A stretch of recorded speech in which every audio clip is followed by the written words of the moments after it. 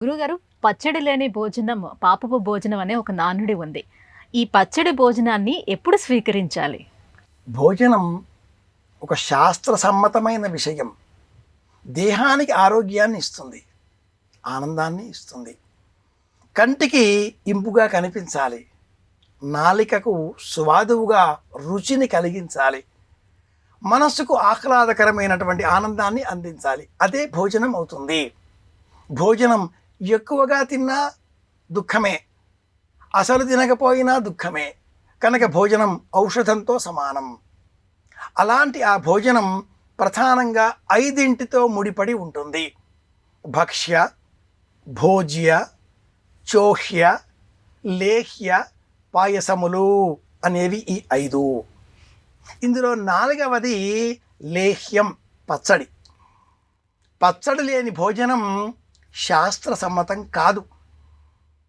ఒక విస్తరి, అరిటాకు, అందులో ముందుగా నెయ్యి వేసి, తదుపరి పప్పు వడ్డించి, పదార్థాలు వడ్డించి, పచ్చడి కూడా వేసి, ఆ తదుపరి చివరిలో నెయ్యి వేసి, ఆ నెయ్యి పైన మళ్ళీ అన్నం వేసి, ఆ అన్నం పైన మళ్ళీ నెయ్యి వేస్తే అప్పుడు అది వడ్డించిన విస్తరి అవుతుంది.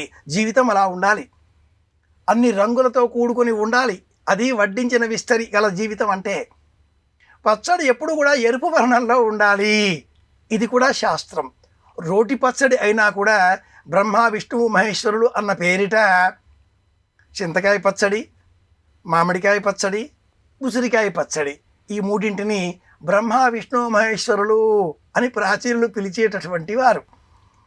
ఎన్ని వేసినా, ఎన్ని పదార్థాలు వేసినా ఆ మాగాయ కాసింత వడ్డించాలి, ఈ చింతకాయ కాసింత వడ్డించాలి. అలా ఉంటేనే ఆ భోజనానికి విలువ, ఆరోగ్యం.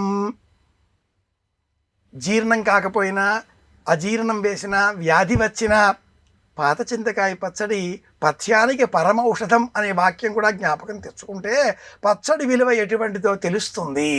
సంప్రదాయం తెలిసిన వారు ఈ పచ్చళ్ళ జాబితాలో తెలుగువారికి సంబంధించిన శాకంభరీ ప్రసాదం అని పేరు పొందిన గోంగూర పచ్చడిని తప్పనిసరిగా పదార్థాలలో జతపరచుకునేటటువంటి వారు.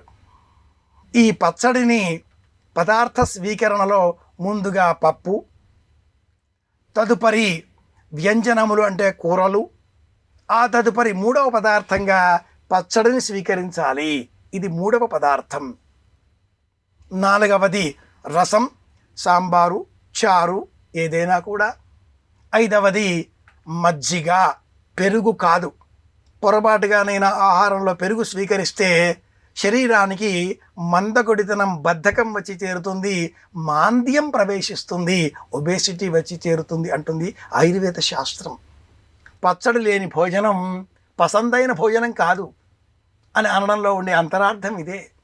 తప్పకుండా చోహ్యము అన్న పేరిట ఆ పచ్చడిని స్వీకరించకపోతే ఆ పదార్థం మనకు ఆరోగ్యాన్ని అందించదు. ఇది ప్రమాణం.